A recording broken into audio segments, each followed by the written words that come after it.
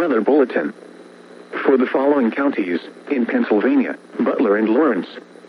The National Weather Service in Pittsburgh has issued a severe thunderstorm warning for southeastern Mercer County in northwestern Pennsylvania, south central Venango County in northwestern Pennsylvania, eastern Lawrence County in western Pennsylvania, northern Butler County in west central Pennsylvania, until 2:15 p.m.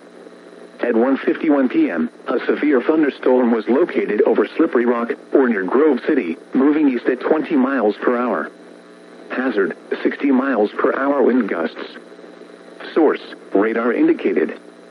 Impact, expects damage to trees and power lines, resulting in some power outages.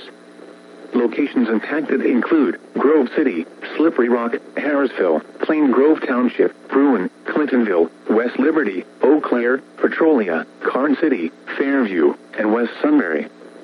For your protection, move to an interior room on the lowest floor of a building. Please report severe weather by calling 412-262-1988, posting to the National Weather Service Pittsburgh Facebook page, or using Twitter at NWS Pittsburgh.